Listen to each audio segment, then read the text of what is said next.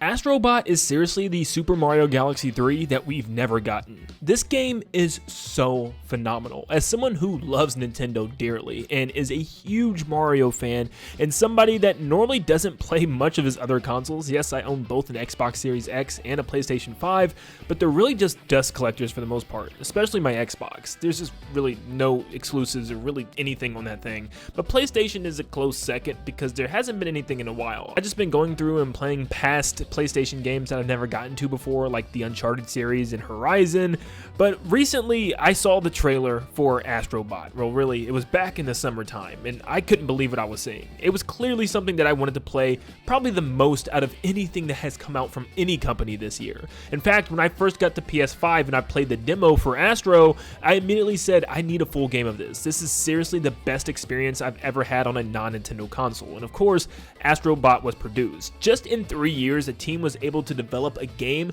that completely rivals Mario, and I know a lot of people might not see that and might not say that, but as someone that has already put in over 15 hours into this game, fully collected every bot and every collectible in the game to a complete 100%, and even platinumed the game on PlayStation 5, I can truthfully and honestly say that this is amongst one of the greatest 3D platformers that has ever released. And I'm also going to say that Astrobot is seriously better than most of the Mario games. I don't think it's necessarily better than Odyssey, I'm still kind of torn, but as far as 3D World and the rest that have come out, I honestly think Astrobot has it beat. Now, why am I hyping this game up so much? Is it really that good? Well, let me just dive into the game and explain to you what's going on, because I feel like a lot of people don't necessarily know how this game works and exactly why this game is being compared to the likes of 3D Mario. Astrobot feels like a Mario Galaxy game. It even has the identity of Mario Galaxy. You're traveling to different galaxies and to different planets, and you're exploring different regions. Even the galaxy maps for each of the worlds look very similar to the same galaxy maps from Super Mario Galaxy 1. The only problem is it doesn't necessarily have that galaxy gameplay. You never really feel like you're in the galaxy when you're in an individual level. It just feels like you're exploring unique levels that are a part of a big galaxy. It just feels like a fun 3D platformer with various different regions, and each region is dynamically different from the last. I literally think I played in a themed world for literally anything that you can think of. Any theme in the world. I mean, there was one based on the sky, a jungle, underwater, ice, lava, haunted house, a toy room, a miniature house with a miniature yard, cave. I mean, this is just some of the areas. I mean, seriously, after playing the game, I was like, they covered it all. I mean, I can't even think of a possible themed world that they could do anymore because they've done them all. It is so diverse and so dynamic, and I love that so much. And that's why I felt like it had that Galaxy vibe to it, because Galaxy also did the same thing. There were so many different themed galaxies, it felt like Nintendo hardly ever reused one. It was always a new experience every single location you visited. But this game plays like Galaxy. To me, the best way I can describe this is it feels like a combination of games. It feels like a mixture of Mario Odyssey, Mario 3D World, and Mario Galaxy. It feels like Mario Galaxy mostly with the world building and the constant boss battles that will come your way, whether they're small boss battles or bigger ones. They're all really great, and it's fun to just kind of go and explore these awesome regions like in Galaxy. It's very similar to 3D World with the level design. It's very linear, but there's tons of secrets and collectibles to find, including 3 puzzle pieces in every single level and like 6 to 7 bots in every single level that can stump you. I mean, some of them are really deeply hidden, and I love that. Where mostly though, you can find them on probably your first run, but yeah, I definitely had to go back a couple times because I missed some. There's even some areas that have secret exits, very similar to the classic 2D Mario games, and I think even Mario 3D World had some like this. But yes, you'll find some secret exits that open up brand new galaxies in a brand new world, which is pretty cool as well. And these secret exits are very well hidden, and it did take me a couple times to go back and find where these exits could be. But yes, it has the level terrain and the gameplay style of Mario 3D World, but where does Odyssey come in? Well, that's definitely with the moveset.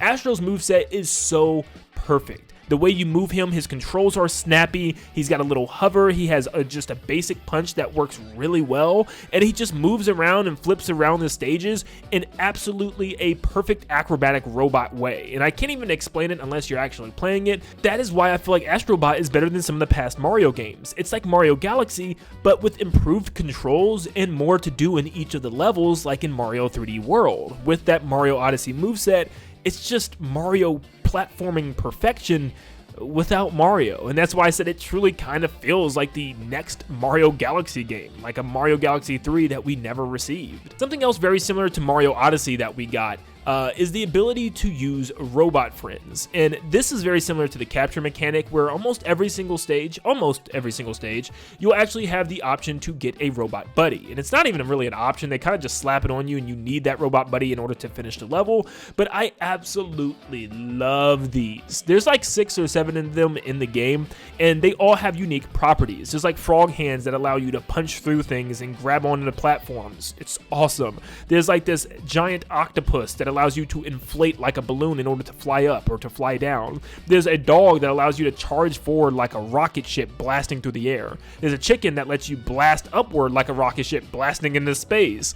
I mean, it keeps going. There's even like a penguin to help you swim better in the water. There's a clock guy that actually lets you slow down time, which is pretty cool. There's a monkey that can grab rocks and toss them and even climb up things. And there's another monkey or teddy bear or something that actually has 2 giant symbols that can actually clash in order to cause things to change around you. It's just absolutely insane what these can do, and they're implemented in their levels so well. And all of them are utilized in the boss battles as well, which makes these boss battles really good. They're not anything that made me say, I need to stand up and clap, but they were all top-notch and well done, and I had a blast playing through each and every single one of them. None of them were really that hard, but man, they were fun experiences that I wanted to go back and play again. And yes, the difficulty does ramp up towards the end. There's some extra challenges that you can play, and even like a final challenge that you can play.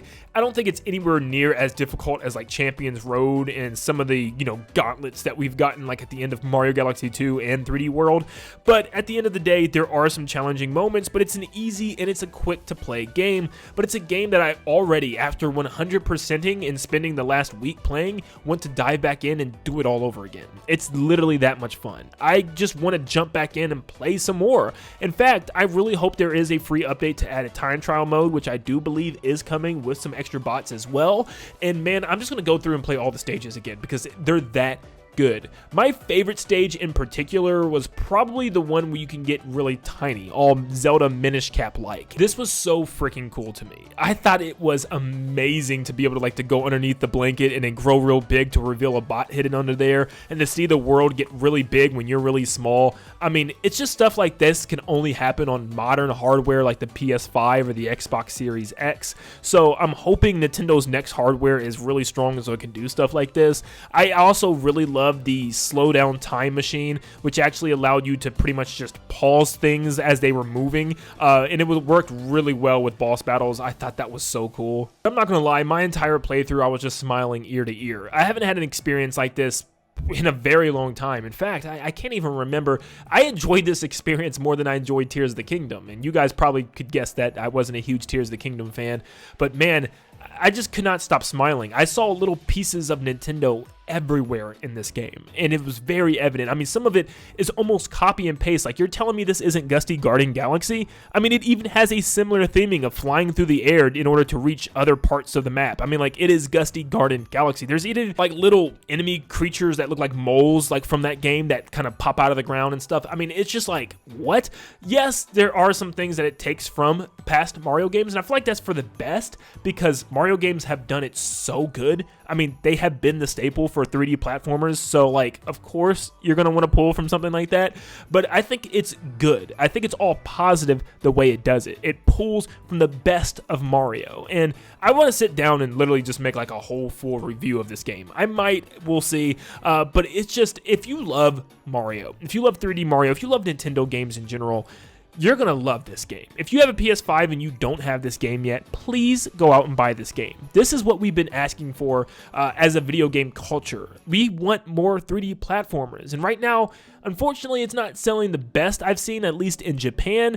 I'm hoping that sales are better here in the States, and honestly, if you have a PS5, just get this game. I mean, I'm sitting here looking at my PS5, and I can't believe that out of all the games, this is the one game I think I would say 100% without a doubt that you have to own. No, I'm not getting paid to say any of this. As just a huge 3D Mario fan, this was something that I have been craving. After waiting since 2017 for Mario Odyssey, this is something that definitely filled my hunger. I am satisfied, and I am now patiently waiting for this next 3D Mario game because I'm going to be playing Astro Bot probably another 2 or 3 times. times. It's just that good. But if you've gotten your hands on the game, definitely let me know what is your favorite parts of the game. I am going to be making a full video of everything in the game that has references to Nintendo games. I already have a list of like 30 to 40 different things. So if you found any Nintendo references or things that you think are pulled from a Mario game, definitely let me know in the comments down below. You could appear in a future video. And if you played it, let me know what you think. I'm very curious. But thank you so much for tuning in.